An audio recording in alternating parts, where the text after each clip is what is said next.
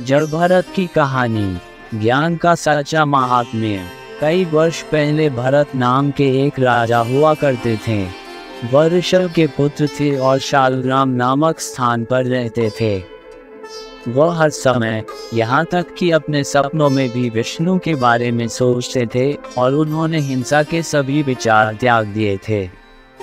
एक बार भरत नदी में स्नान करने गए। वहाँ एक हिरण भी पानी पीने आया था। जब हिरण पानी पी रहा था तभी शेर की भयानक दहाड़ हुई। हिरणी ने भयभीत होकर छलांग लगाई और असमय बच्चे को जन्म दिया। बच्चा नदी में गिर गया। छलांग के कारण मां हिरण की मृत्यु हो गई। लेकिन भरत ने हिरण के बच्चे को पानी से बचाया और उसे अपने आश्रम में ले आए। भरत हर दिन बच्चे को खाना खिलाते और धीरे धीरे हिरण बड़ा हो गया। यह आश्रम के चारों ओर घूमता रहा। कभी कभी वह बाहर भी भटक जाता था, लेकिन बाघों से डरने के कारण जल्दी ही वापस लौट आता था। जैसे जैसे वह बड़ा होता गया, हिरण सुबह आश्रम छोड़ देता और शाम को वापस लौट आता। भरत हिरण से आसक्त हो गए और बाकी सब कुछ भूल गए। उसने अपना राज्य, अपने बेटे और अपने दोस्तों को छोड़ दिया था और उन सभी को भूल गया था। लेकिन वह हिरण को नहीं भूल सका। यदि हिरण को आश्रम लौटने में देर हो जाती तो उसे चिंता होती कि शायद उसे भेड़िया, बाघ या शेर खा गया होगा। हिरण के वापस आने पर ही उसे खुशी होगी।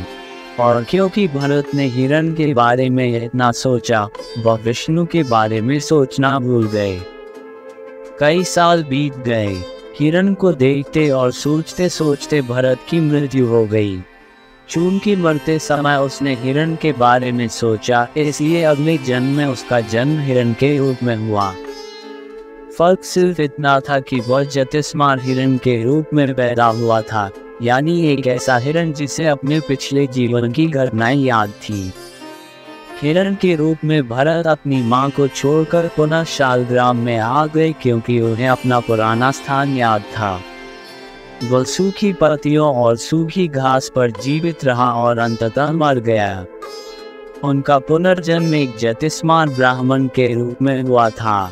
इस जीवन में वह वास्तव में विद्वान थे और सभी शास्त्रों में पारंगत थे। चूंकि उन्हें सर्वोच्च ज्ञान प्राप्त हो गया था, इसलिए उन्हें वेद पढ़ने या काम करने में कोई मतलब नहीं दिखा। वह अपने तक ही सीमित रहता था और बहुत कम बोलता था। केवल तभी बोलता था जब उसे बोलना होता था। उसका शरीर गंदा था, उसके कपड़े गंदे थे और उसने कभी अपने दांत साफ नहीं किए थे। इस कारण लोगों ने उनके साथ बुरा व्यवहार किया। चूंकि लोगों के साथ संपर्क सर्वोच्च ज्ञान प्राप्त करने में बाधा था, इसलिए भरत ने थोड़ा पागल होने का दिखावा किया। वह इतना कम हिलता डुलता था कि उसे जड़ भारत के नाम से जाना जाने लगा। उसके पास जो भी उपलब्ध था उसने खा लिया। और जब उनके पिता की मृत्यु हो गई तो उनके भाइयों, भतीजों और दोस्तों ने उन्हें खाने के लिए केवल गंदा खाना दिया। चूंकि वह मजबूत और मोटा था, इसलिए उन्होंने उसे अपने खेती के काम में इस्तेमाल किया। एक शिंती नदी के तट पर ऋषि कपिला का आश्रम था। एक दिन सौविरा का राजा ऋषि से ज्ञान की बातें सीखने के लिए पालकी पर वहां जाना चाहता था। राजा के सेवक ने पालकी उठाने वालों की तलाश की जो पालकी को निःशुल्क ले जा सके, और भरत मिल गए। अतः भरत ने अन्य वाहकों के साथ पालकी उठाई, लेकिन वह धीरे धीरे चला, जबकि अन्य वाहक तेजी से चले। परिणाम ये हुआ कि पालकी सुचारू रूप से नहीं चली। डांटने पर अन्य धारकों ने स्वाभाविक रूप से इस कठिनाई के लिए भरत को दोषी ठहराया। समस्या क्या है? भरत से राजा ने पूछा, क्या आपने थोड़ी देर के लिए भी पालकी नहीं उठाई है? ऐसा कैसे हुआ कि आप थक गए? क्या आप थोड़ा सा बोझ नहीं उठा सकते? आप मुझे काफी मजबूर दिखते हैं।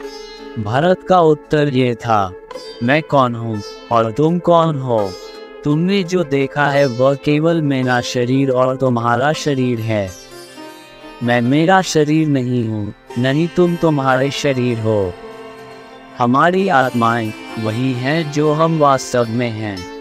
इतना कहकर भरत फिर चुप हो गए, लेकिन राजा पालकी से उतरकर उनके चरणों में गिर गए।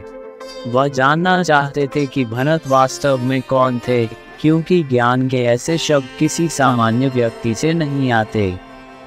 तब भरत ने उन्हें आत्मा के बारे में सच्चाई बताई, जो कभी नष्ट नहीं होती और एक जीवन से दूसरे जीवन में अलग अलग शरीर धारण करती है। यही जीवात्मा है।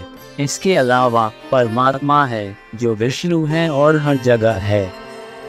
जीवात्मा और परमात्मा में कोई अंतर नहीं है, और जिसने ये जान लिया वही वास्तव में बुद्धिमान है। ये सोचना कि जीवात्मा परमात्मा से भिन्न है, माया या भ्रम से पीड़ित होना है। भरत ने राजा को एक कहानी भी सुनाई। कई साल पहले ब्रह्मा का एक पुत्र था जिसे ऋगु के नाम से जाना जाता था। ऋगु बहुत विद्वान थे और उनके शिष्य पुलस्त्य के पुत्र निदाग थे। शिक्षक और शिष्य वीरंगा नामक शहर के पास देविका नदी के तट पर रहते थे, लेकिन ऋगु को एहसास हुआ कि निदाग अभी भी सर्वोच्च ज्ञान के लिए तैयार नहीं है। इसलिए उन्होंने शिष्य को शहर में रहने के लिए भेज दिया, हालांकि वह जंगल में ही रहता रहा। एक दिन ऋगु ने ये देखने के लिए निदाग से मिलने का फैसला किया कि शिष्य का हाल चाल कैसा चल रहा है। ऋगु के हाथ पैर धोने के बाद निदाग ने उसे भोजन दिया। कृपया खाओ, उन्होंने कहा। तुमने क्या खाना है? ऋगु ने पूछा। क्या ये साफ खाना है? मेरे पास चावल और अनाज और फल और मिठाइयाँ हैं, निदाग ने उत्तर दिया। वह शुद्ध भोजन है, शिक्षक ने कहा।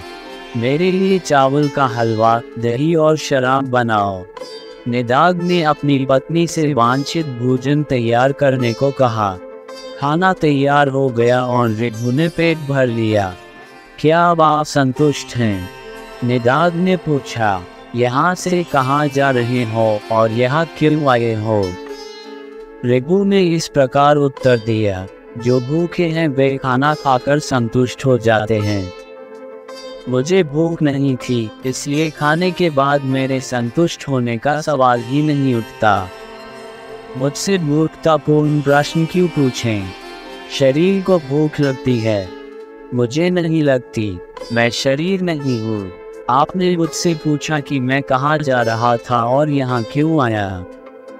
ये निरर्थक प्रश्न है। मेरी आत्मा हर जगह है, वह न तो जा सकती है और न ही आ सकती है।